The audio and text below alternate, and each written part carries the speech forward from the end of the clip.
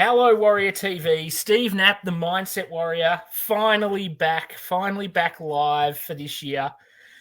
I think everybody would have seen that I haven't been around the last few weeks, so it's very nice to have an episode of Empower You back on with the superstar, the Addiction Warrior, Jason Bishop's joining me tonight. It's going to be fantastic. We've got quite a few similarities around a few things that we did earlier in our lives that may not have been beneficial and how they affected us. But I thought just quickly before I bring Jason on, I think in fairness, I should let everyone know where I've been and why I haven't been around. And yeah, my father a couple of weeks ago managed to contract COVID and ended up in a coma.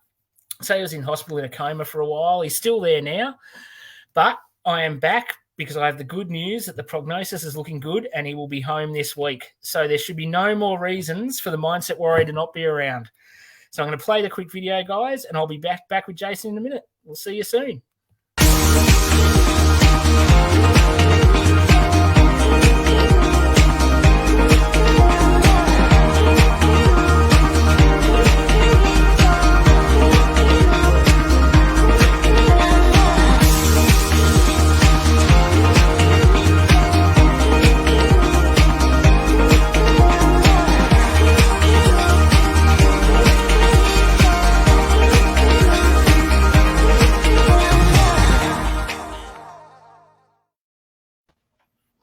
Good morning, Jason. Thanks heaps for coming on to co-host with me on Empower You tonight, or this morning for you. It's great to have you here. Good evening. Good morning. Yeah. Excellent to be here.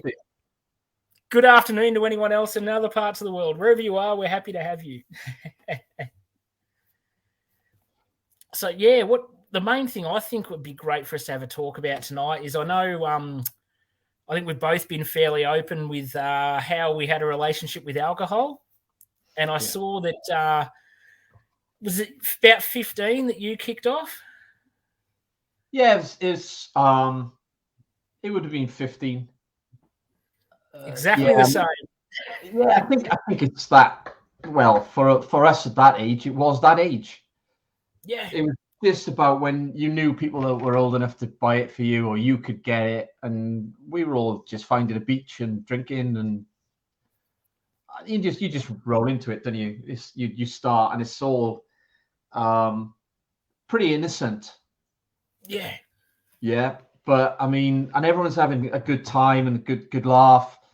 But I quite quickly understood it could easily and quickly change the way I feel. So this is why I say my relationship with alcohol was never good. Yeah. It's a bit like the ex-wife.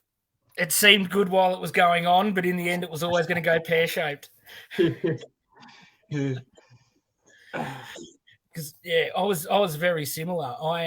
I started drinking regularly and heavily at about 15. More for myself. I started playing football with a senior club at that age, and obviously young men, that was the culture and that was the done thing. And without being anywhere near mentally or physically prepared to cope with what I was about to do to myself, I just went head first, dived straight in, was one of the lads, and exactly the same as what you said. Was you knew that things felt differently to what you'd ever felt before that had come into your life, and you can really sort of start using it as an different aspect to your life and thinking you're changing your reality into something better when realistically you're making things 10 times, 100 times worse. It did quite a few things for me. I mean, I lost my grandfather at 14, and I wasn't dealing with that. I wasn't talking about it. So that pain and whatnot going on. So quickly it changed that. I didn't have to think about it, and I could concentrate on just having a laugh. But what you've just said there is a really important point to think, because I played rugby, and I was asked the question a few years ago, do you think playing rugby and the rugby club had anything to do with it? And I said, well, most definitely, because it's part of fitting in. It's part of being, I think you've just said it, it's part of being one of the lads. And then when you go up the level and you start playing with older guys, then they really take it on board that you're the one that will really throw it into you, really start drinking to be part of that group. Though some of those people are still my friends, but it's a leader into, and I think every club's the same. Yep. There's In every country, there's certainly a handful within that environment that'll say, "Oh, I'll go out on this one, and I'll be that guy. I'll drink and I'll fit in, and I'm look at me, and I'm having a great time." And I mean, I was all really. You probably wouldn't have guessed it because I was arrogant, but I was insecure. Yeah. And that's another thing. You don't have to be insecure when you're drinking. No, you can't be. No. You lose every chance. Yeah, that's what I mean. You don't have to be insecure, but you don't have to be insecure when you're playing rugby. Yeah, because you're doing what you're doing. But then afterwards, immediately you're like, oh, where's that stuff? I don't feel insecure. I don't feel I'm part of the group. I'm fitting in. Yeah. And once we start going down that track, then it is a slippery slope. Yeah, it's so hard to pull yourself out of it too, because once it's all you know, when you started so young, not that I want to solely focus on people that started when they were young, because I know it can happen at any age, but I think when you're definitely not mentally ready for it, it's almost impossible to drag yourself back out until your mind matures enough to have a proper understanding of what situation you're putting yourself into, or maybe you do have a couple of dangerous situations that come your way while you're under the influence that might make it wake up a bit. They certainly didn't for me. Like, it didn't matter how many close scrapes I had that were going to be life-changing or life-ending. It didn't make a difference until I was, this is going to sound horrifying, I would have been at least probably 37 years old before I woke up to realise what was actually going on and how long I'd been stuck in this trap. So what's that, over 20 years to wake up? Well, I mean, I see people quite often posting, and it may be their experience, so that's fine. Yeah, I'm not saying that's nonsense. Yeah, but I had such a good time whilst I was drinking. I traveled the world, right? And I talk about this. We did British Lions tours. Yeah, so we did South Africa, we did Australia, we did New Zealand. I went to Canada on tour. I went to Oktoberfest in Munich. Everything I was doing was basically based around drinking. Yeah. And having a good time. Yeah. Yeah. But I mean, it's never a bad time, is it? Yeah. So, I mean, I didn't have that experience. Yes, I had experiences where I hurt myself and whatnot, but nothing that really ever made me think, oh, wow, I got to think about this until I hit 30. Because at 30, I stopped drinking. We had I'll call it a discussion at the office, and I listened and I made a choice to stop drinking abruptly. And I ended up in hospital for a week with delirium tremens, and I was hallucinating for 3 days, 4 days. Jeez. Right. And even then, when I went back to work, I didn't have the skills.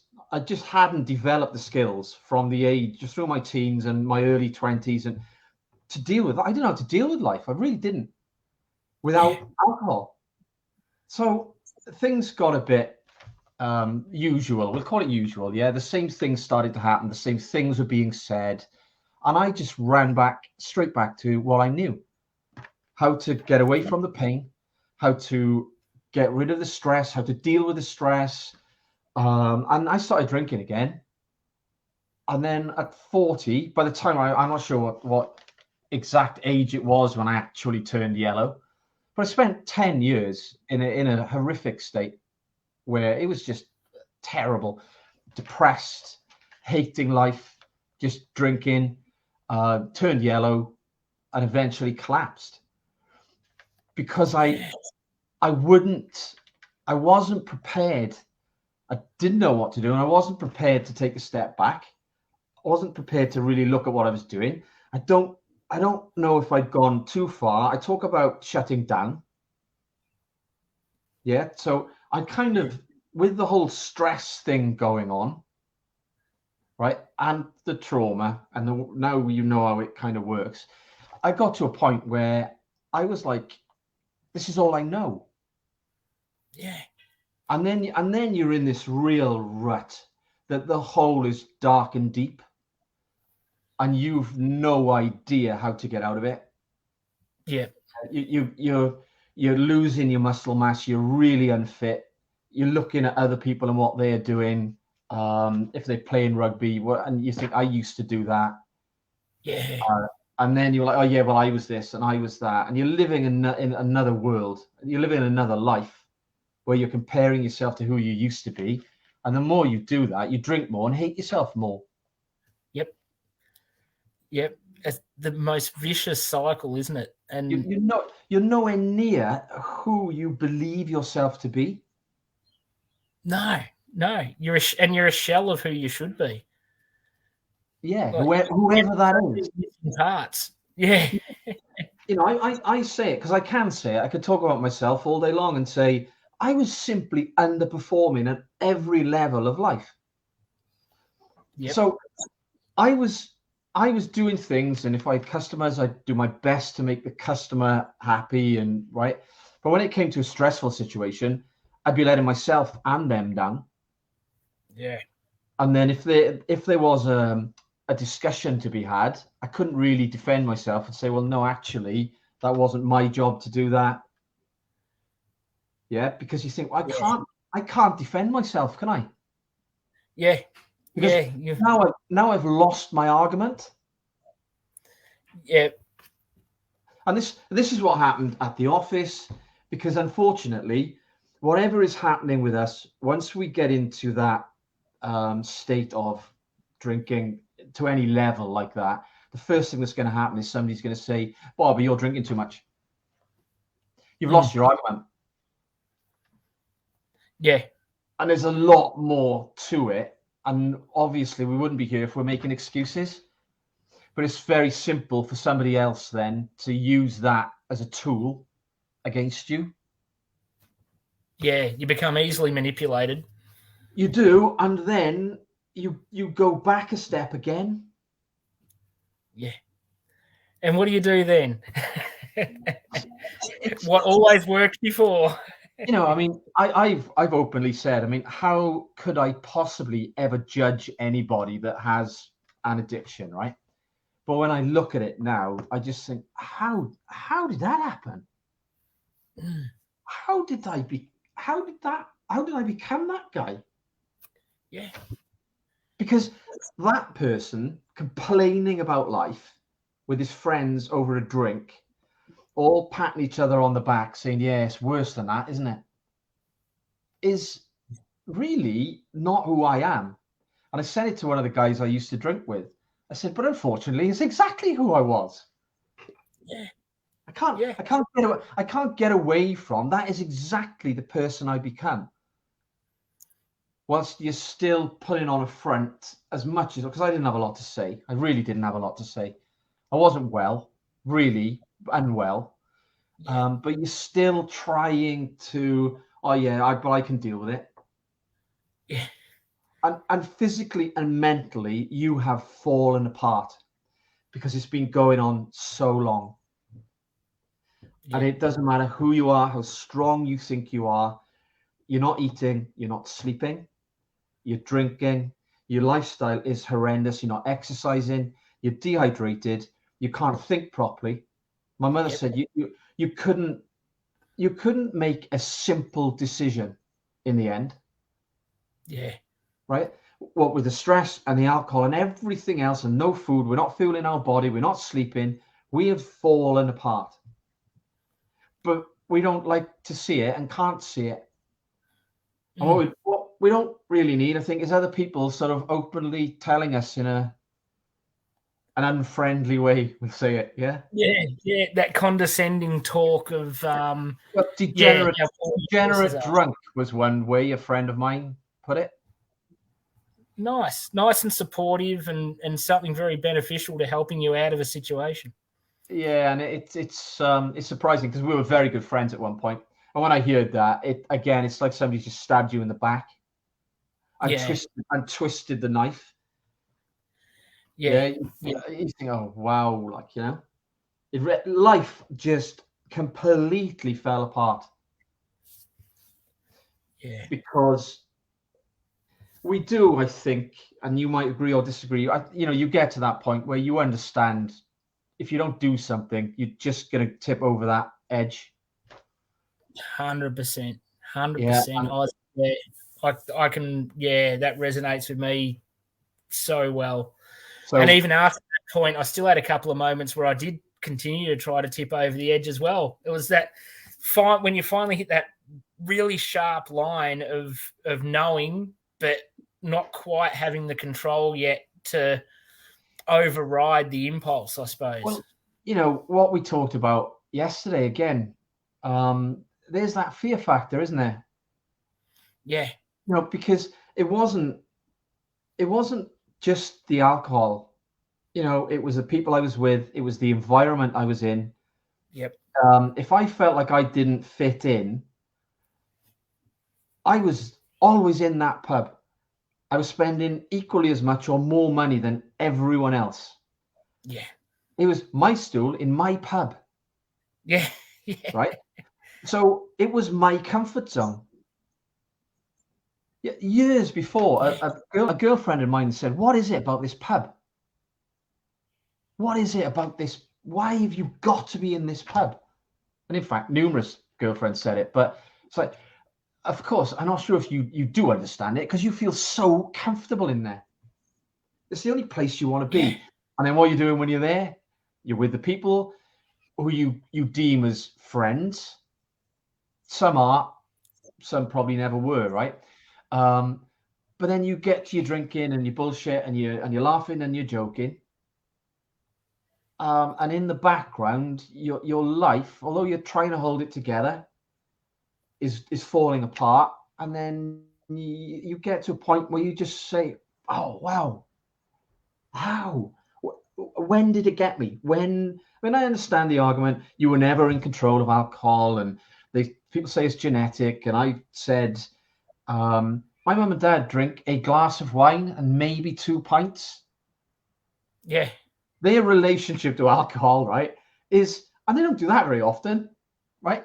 They never got drunk.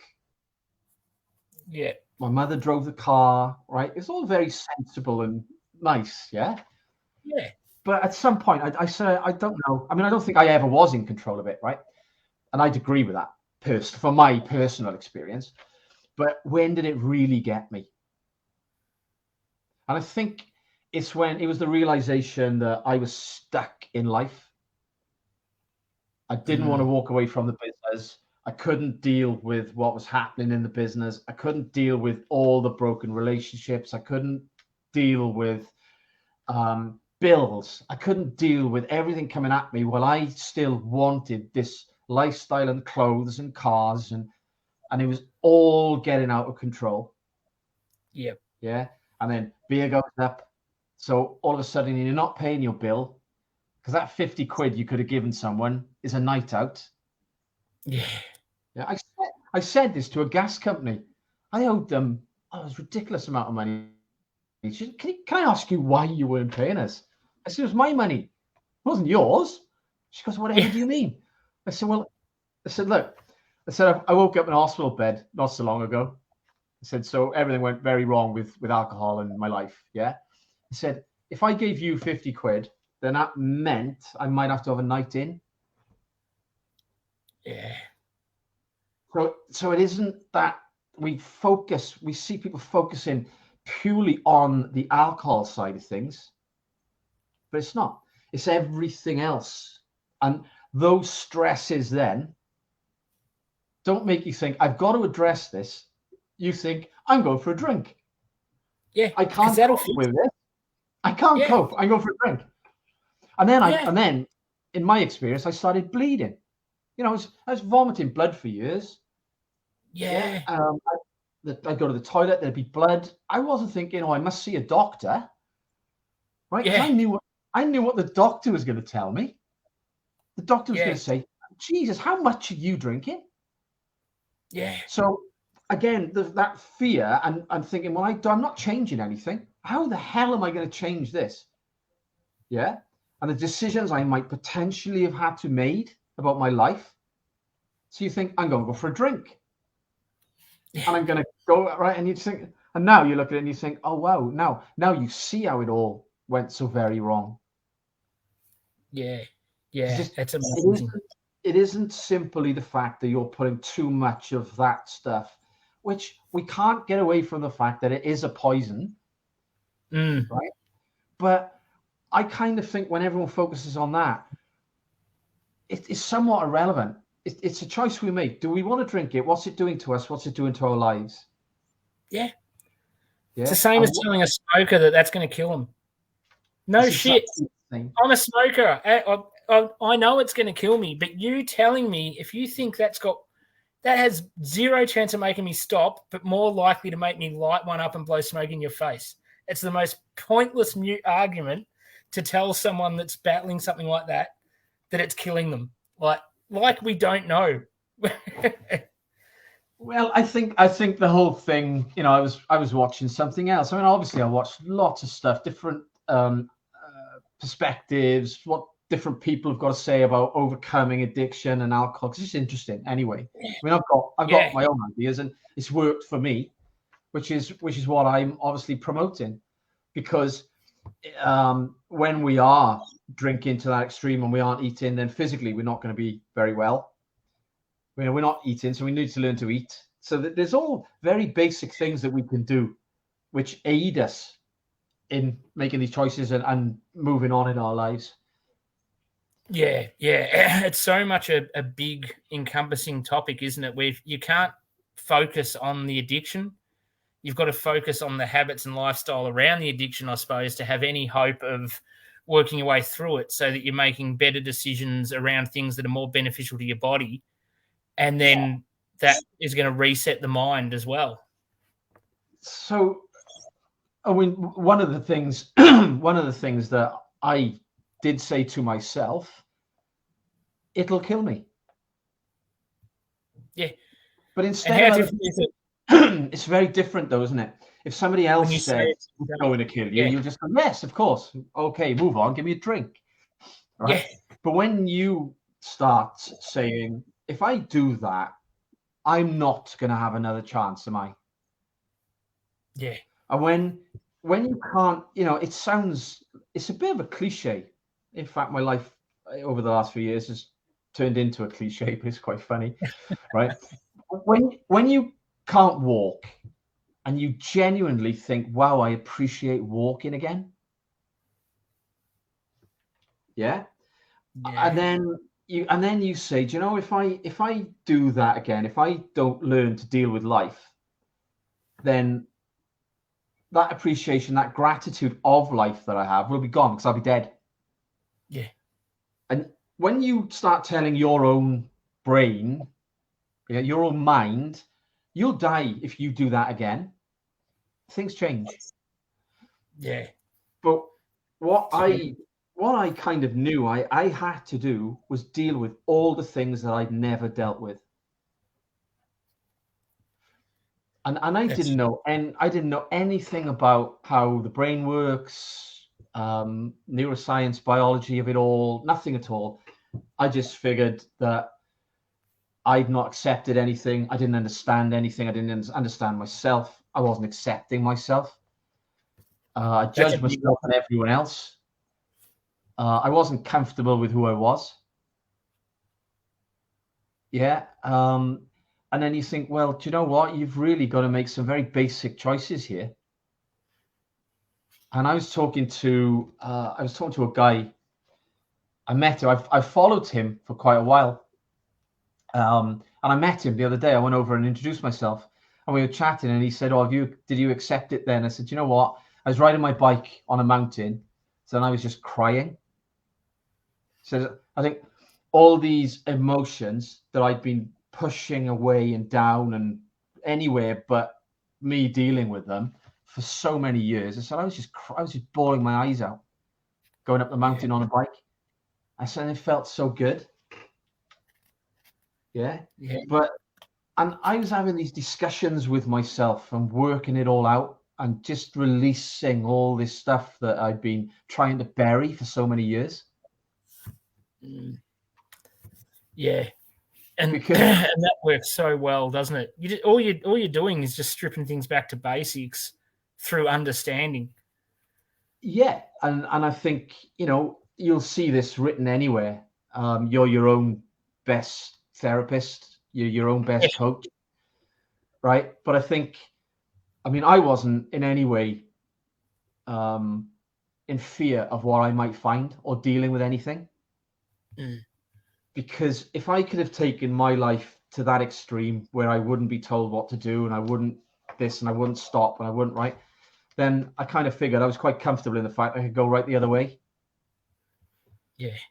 But there were points, I think, where as we were talking, because it's so highly important, this communication, discussing, having somebody to offload, somebody there's a sounding board, somebody that might give us some advice if we ask for it, as opposed to trying to do it all yourself,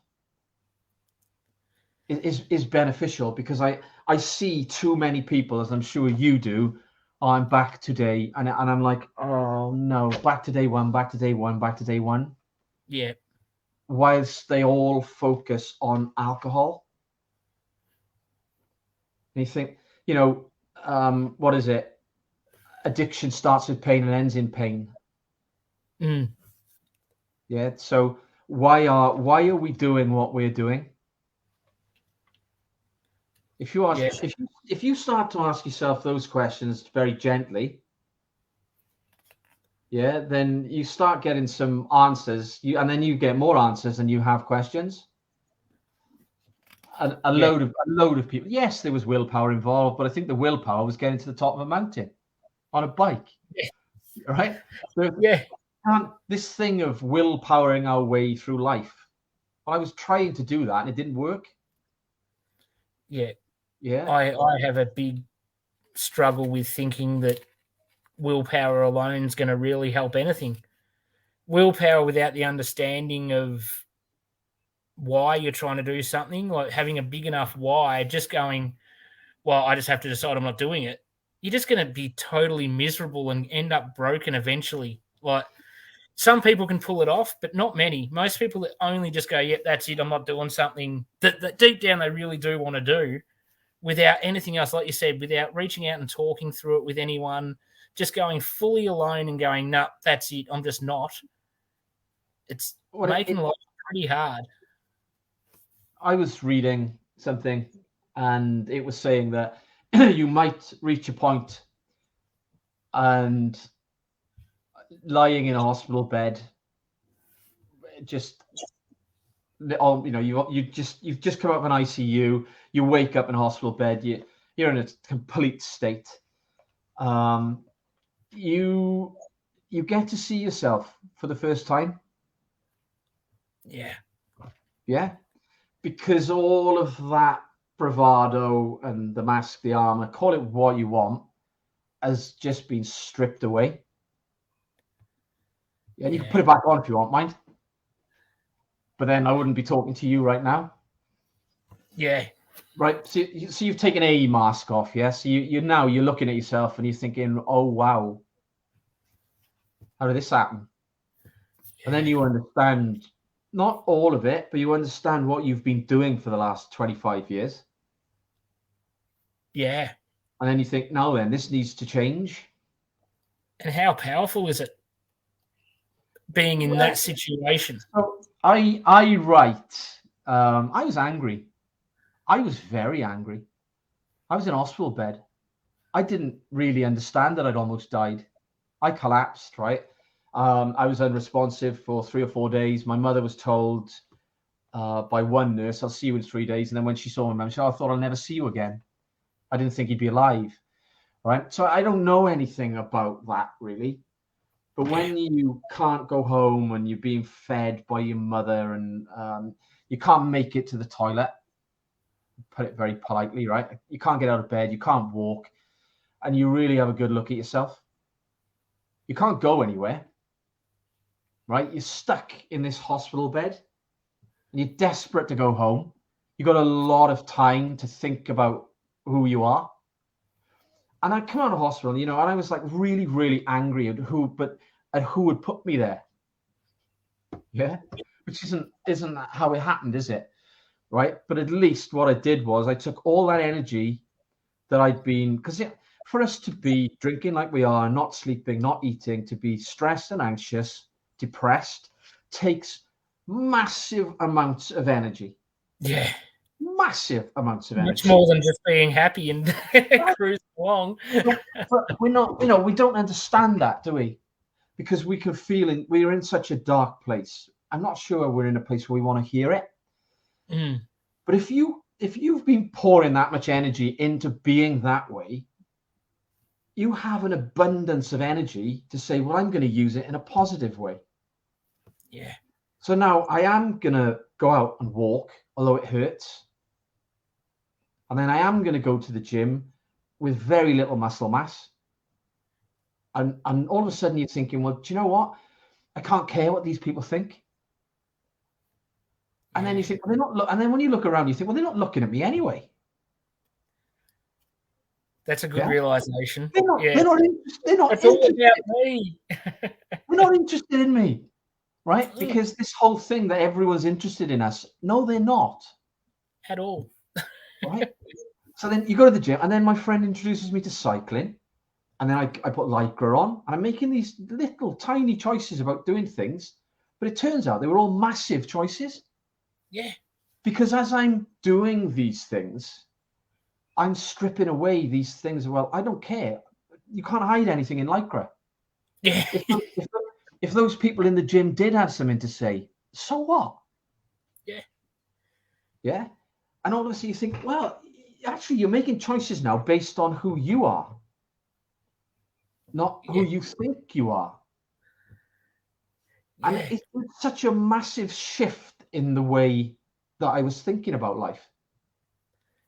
Yeah. So I was changing my perception of myself by doing things. But of course, to do that, you've got to change the way you think about yourself anyway, because you're making choices. Yeah. And I like the way you've put that too, is a lot of people think to change, you've got to go and take massive action. But you've just been proof in point there that tiny action from a massive thought change is what can really propel you different. You don't have to go out and sprint a marathon tomorrow. As long as you're making that decision, this is what's going to be a beneficial guide for you instead of something else. The action can be small, but then it becomes consistent.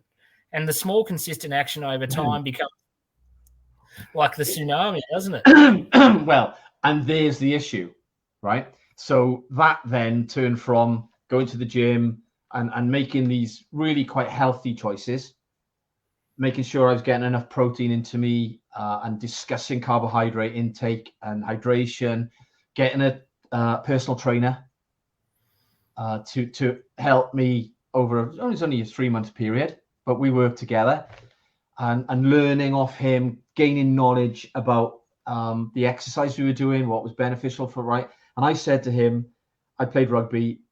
So I said, you now treat me like I've never lifted a weight in my life. And he said, yeah, but you told me you played rugby and you used to train. I said, no, we won't get anywhere.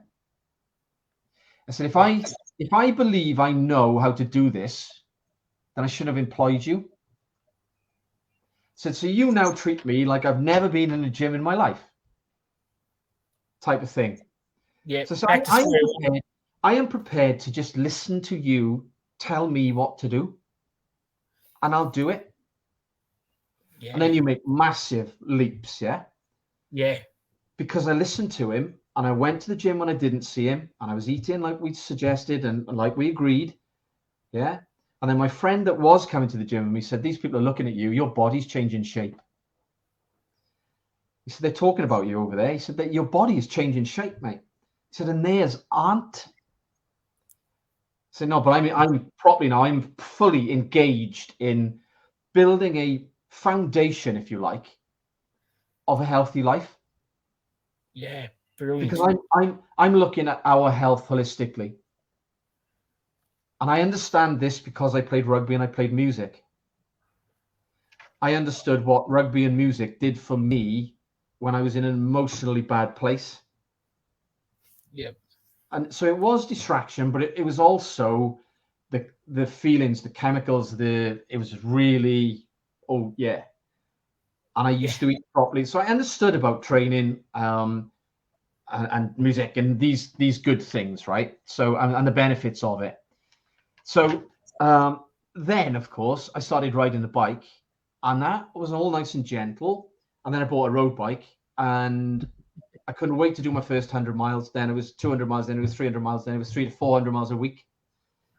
And I'm still training, right? So I'm still going to the gym. I'm riding my bike. It's not sustainable now. Yeah. Now I've gone completely. I've gone into that now, not like a bullet at a gate, but it's to the extreme again. I'm overdoing it. You've almost turned that into an addiction. Well, it was going that way. And what we get then is, and friends of mine, in fact, my friend from the Gold Coast said the other day, he said, oh, I thought you were going to die on the bike. He said, you were doing that many miles. He said, I thought, well, it's a better addiction than the other one, isn't it? And I said, well, not really, mate. No, because no addiction is good. Yeah. If both of them can kill you, there is no good or bad. Right. because once again, we go back to, you'll more than likely be dehydrated. You won't sleep enough. You won't be able to recover enough. Yeah. So what you're doing now is you're battering your body. So you're pouring protein into you to try and get your body to recover and repair the muscle that you're splitting and breaking. I got lots of points to prove mine. Yeah. And then I found out that they were all a bit irrelevant anyway to other people. Right. Yeah. But what we've done is, again, with this is lacking self-awareness. Why did I want to be the best drinker? Why did I want to be the strongest, fastest, or whatever cyclist? Yeah. So when I understood that I couldn't be the strongest because there's some really strong guys, yeah, I could outcycle them. I could do more miles. So you've turned something healthy into something. You were enjoying it, mind. Don't. I'm not saying I wasn't enjoying it. But some days I'd come in with big black rings and it'd be raining and horrific weather. My mother'd be like, "What are you doing?"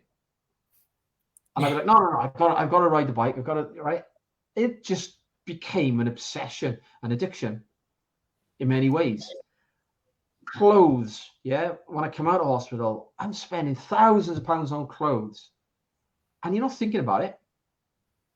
Yeah. So I'm not. And I'm still going to the pub. Yeah, because I couldn't break that addiction.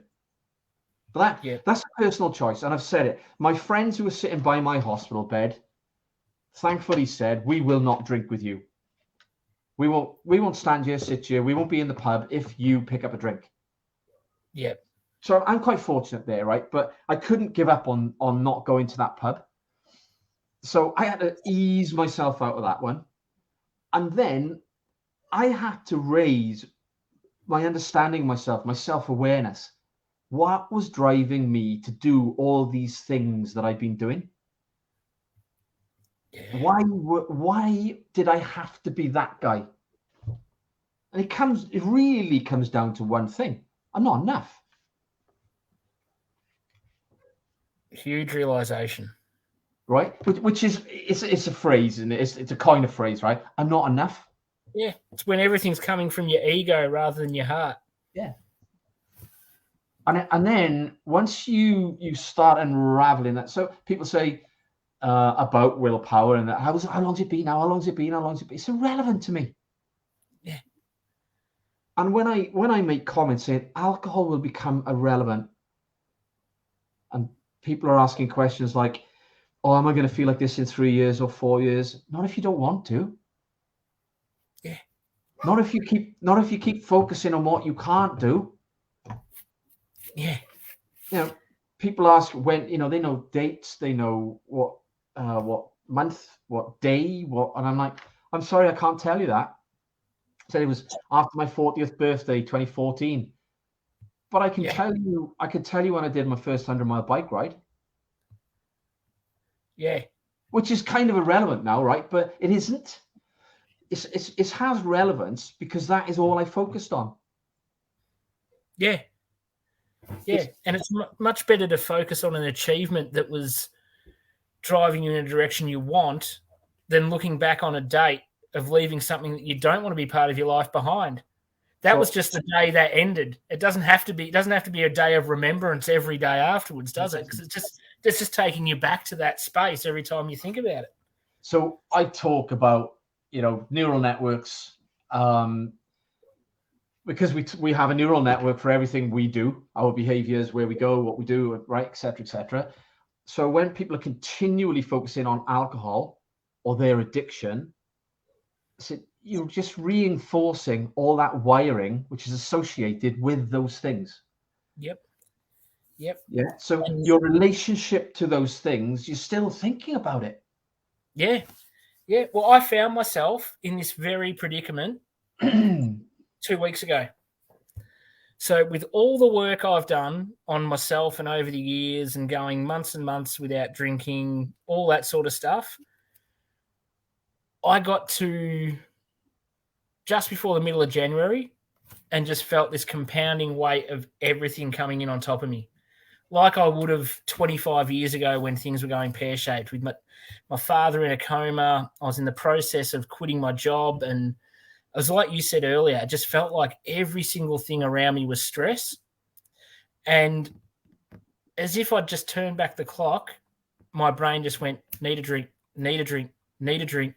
Yeah.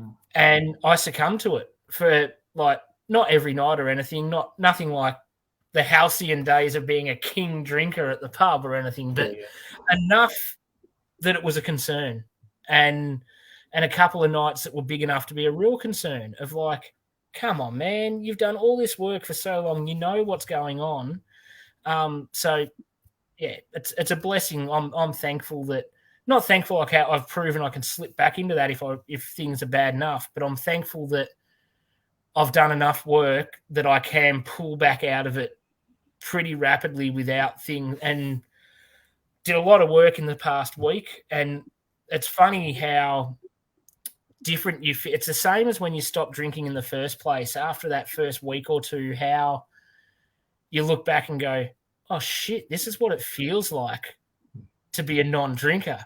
And you realize how cloudy your judgment had been and how you were surrounded in brain fog forever just through that couple of big nights. And being off it again now, I'm getting that feeling again of that excitement of, oh, this is that feeling again where everything's there. And like you said, you're hydrated, you're sleeping better. And I don't know, I feel like a kid learning to ride a bike all over again. It's quite exciting. It was terrifying for a moment.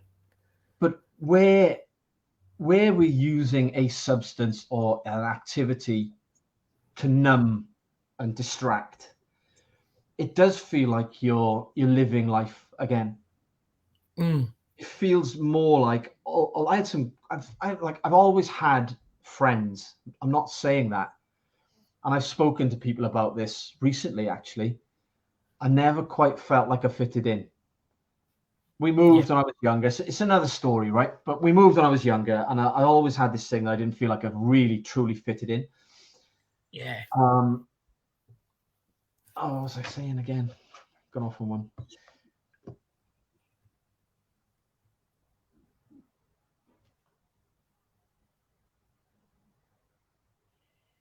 So you were saying about,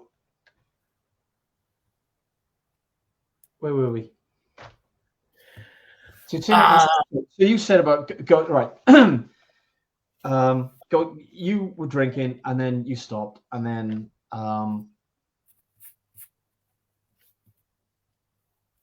and that was when everything became clearer for me. Yeah, so I'm saying it's wow. So it's a lot more like life is just more like you are when you're a kid. You're not up here so much. Yeah. Yeah. So you've got more clarity in your mind, but you're not up here so much anyway. Yeah. You're not tarnished. Well, yeah, I mean, and I'm not saying, we got to deal with certain things because that's life, but it's less dramatic now. Because, I mean, when we're stressed anyway, because of the chemicals, cortisol, adrenaline, and all these things, and our brain lacks coherence. It breaks up, so it doesn't work like it should anyway. Yeah. Because we're stressed and we are not working properly, then you add alcohol, and then the body's got to deal with that stuff, and then we say we're not hydrated, we're not fueling ourselves. Yeah, I mean, brain fog. It's difficult to function, and then you have a drink, and all of a Make sudden, it impossible to function. after you've had one or two drinks, it's just like, oh, but you're not functioning any better. But you're back in that world, aren't you? You're giving your body what it wants, and the imbalances and all these things that are going on that you're really unaware of. And all of a sudden, you're like, oh, yeah, I feel like me again now. Oh, I'm better now. I'm relaxed now. Yeah. And you can kind of, you get tingly feelings in your head, and you get tingly feelings in your body, in your arms, and it's almost like you can feel it filling you, and it's like a feeling of relaxation, and it's not, but that's how it feels. It feels like I mean, it's a temporary thing, isn't it? But I mean, that's the way I used to feel. You'd pour the drink, even if you were struggling, you'd get to a point where you'd go, oh yeah, now I'm comfortable. Yeah. Now I can deal with anything. It's fine. Yeah, bulletproof all of a sudden. So I can see that it's quite easy if you do come up to a stressful situation, because that would seem to be quite a stressful situation you just found yourself in. How so many people are now not with a level of awareness will say, I went 3 years, 4 years, 10 years, and there was a guy in a hospital bed next to me, and he was talking to my father, and he said he'd had a long-term relationship, so he hadn't had a drink for 10 years, and he split up with his girlfriend, and he said, I went in the pub for one drink, and he's in the bed by the side of me, yellow. Yeah. All right. So whatever he's done over a 10-year period, he didn't resolve something, and what he's done is he's gone straight back to what he knew, and he didn't stop. Yeah. And he said to my father, this is the finest thing that's happened to me, is that they've brought me back in here. And my father told me that, and I was like, oh wow, I won't be that guy. Yeah. I am seriously. I mean, that isn't meant to sound conceited in any way. Put it this way, then, I will do anything in my power not to be that guy. Yeah. And this is why I've often spoken about leaving no stone unturned. But because it's a process, it's not overwhelming. Yeah. Try and do it all in one go. You're just going to go, where's the pub? Yeah. Got no hope. You're going to go, oh my God, I can't cope with this. Yeah. If you do this gently and quietly, and just be very kind to yourself, and discuss things, and start moving forward, build a bit of momentum, you have this inner drive. Like I've got an inner drive now, a genuine inner drive I don't think I've ever had. Yep. All right. And it isn't because of what somebody might think. Yeah. I'm not getting a medal at the end of it. Because I mean, when I started cycling, I loved that, I loved we do rides and we get a medal and we get a medal and get a medal. Yeah. And I love that. Yeah. And now we talk about how they're gathering dust, or if they're in the attic. Yeah, don't even know where they are half the time, do Yeah, you? because it didn't last long, thankfully. Yeah. Yeah, because for me now, life is not about getting medals. Because Yeah. a medal, right, isn't for me to look at and go, oh yeah, look at that. It's about me showing it to you. Yeah. Ego again, isn't it? For you Everything to has validate my amazing bike ride that I did. You know, and you yeah, think, yeah, really? yeah. If only I could ride a bike like that. Yeah. I'd have a medal too. I know, like I ride my bike with many different people. A lot of them are strong, some not so strong. I just love riding my bike now. Yeah, I do a lot of cycling on my own because I yeah. actually, after years of not enjoying my own company, I actually like my own company. Isn't that a great space to find yourself in? It's absolutely amazing. Like I'm the same. Like I wouldn't say codependent, but and my number one value is connection. So I've always loved people and communicating and especially at home, I always thought, God, how could people just sit at home alone? Now, when I get the chance, I'm like, oh my God, this is good. I can just be at one with my own thoughts. I can process things quietly and peacefully. And now I can't get enough of it. I love my friend. I love my friends. I love my family. I love connecting with people, but I spend most of my time in my own company, Yeah, and I enjoy it. I'm And envious of that's, that. and that's not saying I'm not open to things or I want to be on my own. It's not about that. Yeah, It's just about being finally not being in the car and going somewhere to see a customer and listening to music and right. It's just sitting in a quiet room yeah, or coming home. I have dinner with my parents. I like to spend time with my parents because we didn't do it for so many years. So I come home whatever time that is, and then I won't see anybody sometimes for 14 hours, 15 hours, 16 yeah. hours, 20 hours. And I think I couldn't have done that before. No. I would have gone stir crazy. Oh, I tell you what I would have been doing. I would have been drinking. Yeah, well, yeah. I would Didn't have need been a second sitting one. in front of my television with a slab of lager Yeah, because yeah, I couldn't handle it. yeah, yeah. Been But there, done that. you know what we have to understand. It is a journey, isn't it? It's a process, and Yeah. it doesn't happen overnight. No, no. It's got to be looked upon that way too. You can't get disheartened that you all of a sudden don't wake up one morning and go, "Fuck, everything's different. I'm great. Life's And, perfect." and well, it's we're very good at that, aren't we? Yeah, got to have that instant gratification. Yeah. Where I mean that again, right? Somebody said, so I was chatting to somebody one day, and she said, "Well, what you've got to look at really is your bike is an extension of you, isn't it?" So, and I'm like, well, everything was an extension of me, which is what I'm saying about the gym and cycling and lycra, and it's all an extension of what's going on in your head.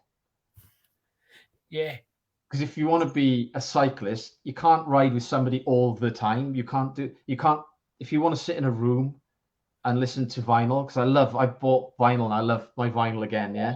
I've nice. always loved music, but I bought a vinyl collection just to be able to sit here in the dark and just play vinyl, and it's amazing. Yeah, And all these things are just an extension of me. yeah, So it doesn't matter what we're doing. So when we see other people doing so, oh, I don't want to do that.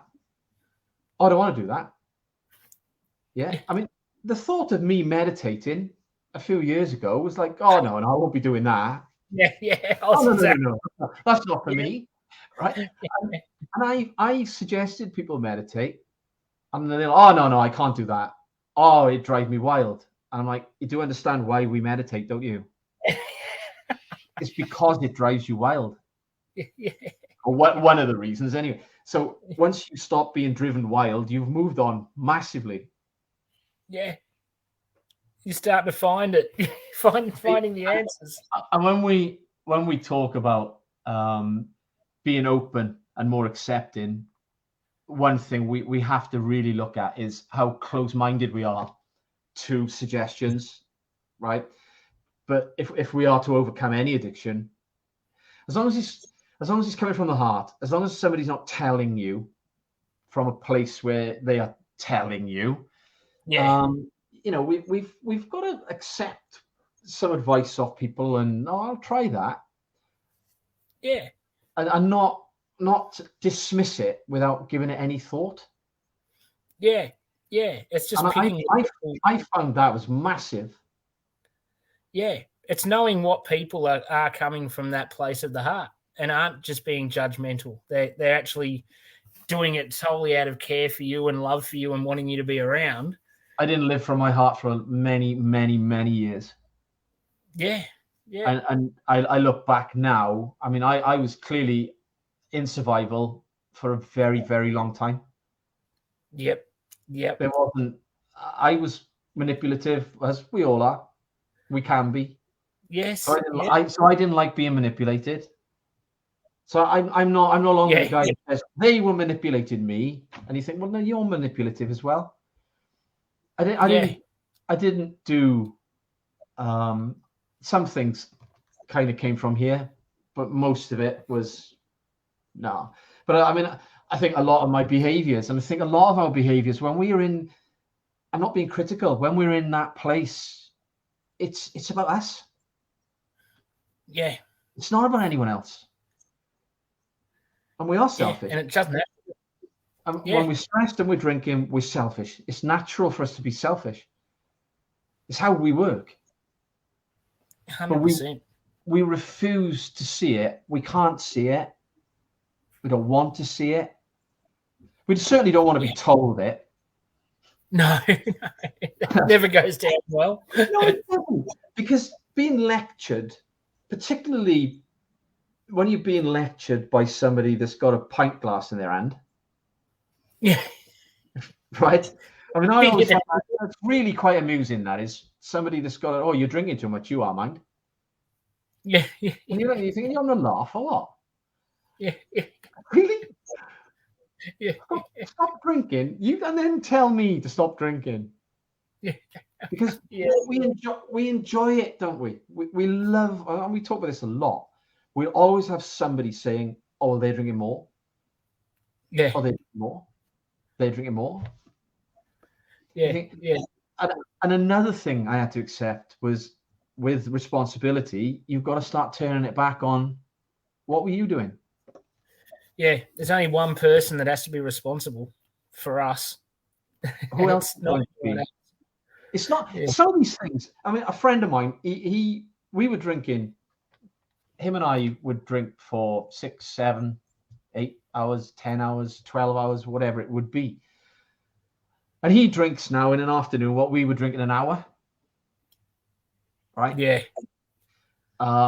Maybe a little bit less, but that, you get where I'm coming from, yeah?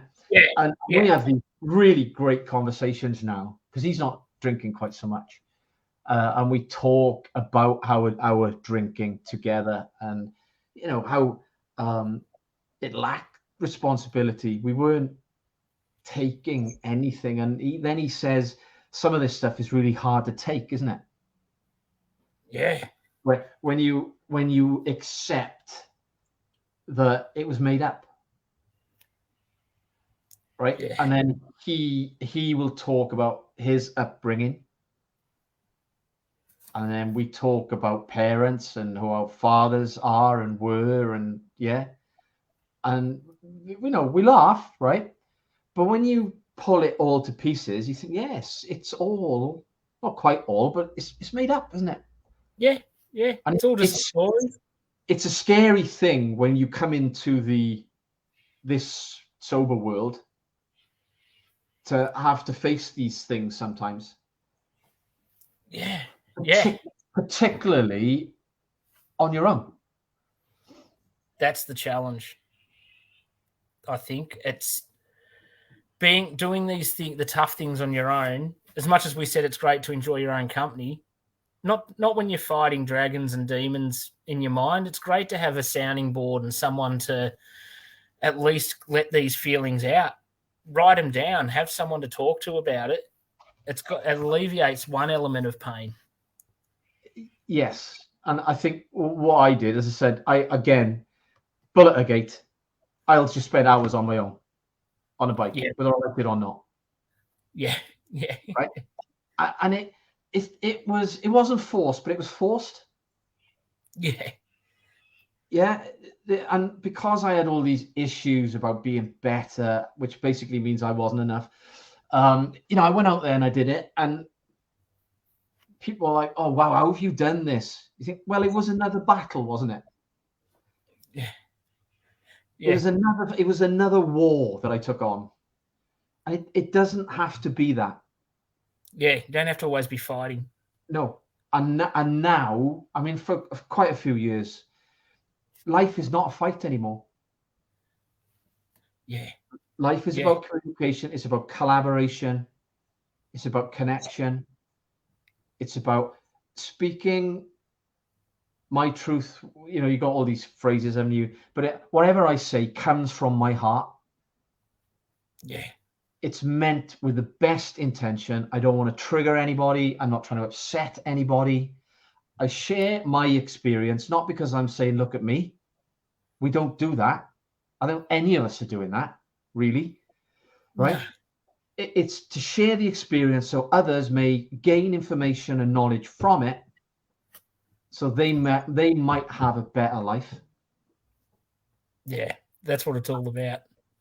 So, I mean, somewhere along the line, and it would have been on the bike, my body healed from varices and the ulcer and the bleeding and all these things. I laughed and I laughed and I laughed, particularly in 2017. I was cycling with two clubs, and one club was flat out, right, as fast as possible.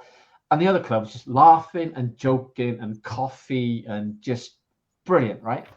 And then I go and see my doctor, and my body's healed. Yeah. And then you think, well, do you know what? I in no way set out to think about the universe or a higher power, because I've often said this: if you're religious, that's fine. If you're whatever, it doesn't bother me in any way. Yeah, I'm not religious, but I now believe in energy and the universe, and something is bigger than me. Yep, it's out there. So how could this have happened, right? If something, and I understand the autonomic nervous system, and I understand stress, and I understand all these wonderful things, how our body works. But when you heal and doctors can't tell you how, and you had no medication, right? You think, oh no, there's definitely something bigger than me, isn't there? Yeah. And you surrender in, and you think, I'm reading this stuff, and I go, no way. No, that's not me. Yeah. Not now, but when you see it, because I see people, there's resistance with people about, oh no, I'm not going to do that. Yeah. You'd be very surprised what you do and what you'll accept. Definitely. Because as you're pulling apart your kind of story and whatever, you're raising your self-awareness, but you're raising your awareness, aren't you? That's it. Awareness in general. You've done that. Yeah. There's no way you can't. And then you think, hang on, it didn't quite work like that, did it? Yeah. But that comes back to acceptance, understanding how things work. It doesn't work like we were taught. And I see my mum and dad now, like every time I go near them, they're a little bit like, oh, here he comes. Because but I've always got something to say, which is not what they believe. Yeah. Yeah. And I'll say to my mum, but I'll say to my mum, I didn't just give up drinking, mum. I didn't stop drinking. My body's healed and this and oh yes, wonderful. I said, how do you think it happened then? Yeah. Do you not think there might be something else going on here? Yeah. So we agree that technically, I was that close to dying. Yeah. And now I believe I'm alive for some reason. She went, oh, well, yeah, you can't, I agree with you there. I said, but you don't quite understand. You don't quite agree with me, do you? Because it's going against everything that she's learned. Yeah, and it's hard for people to try to accept that big difference in change, isn't it? It's hard. But that is such an important thing, isn't it? Yeah, it's massive. If we're going to overcome these things, we must become more open to other possibilities. Yeah. I have found it so highly important. So spirituality, mindset. I mean, there's all these things you can. It's not one of them. Nah, it's everything. It's everything. Yeah, I love it. Absolutely love it, mate. Well, we've blown past the hour already. Oh, cool. It's great. We might have to jump on for a round 2 at some stage shortly. So we'll have a lot to talk about. Adam and Kerry said yesterday, I wonder if you can get it done in an hour. I was like, ooh, don't know about that. No, we could have done 3 hours. It's such a vast and interesting subject. The whole subject of addiction, trauma, stress, how we work. It's massive, and you can talk about it. I love talking about it. It's all I read about, all I watch. It's what I do.